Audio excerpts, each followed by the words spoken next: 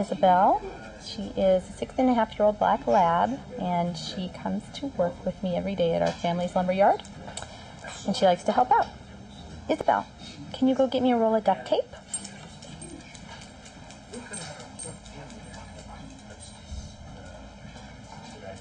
That's my girl. Good job. Okay, Izzy, could you go get me a paintbrush? Paintbrush.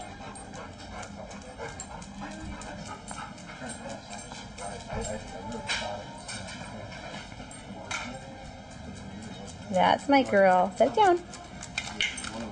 Good girl. Okay, can you do one more thing?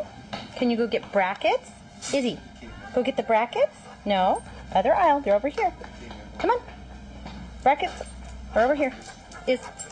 I'm coming. I'm coming.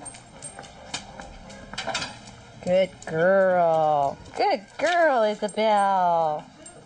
Sit. Sit. Can you say hello to America, huh? Vote for me? Thanks. Bye.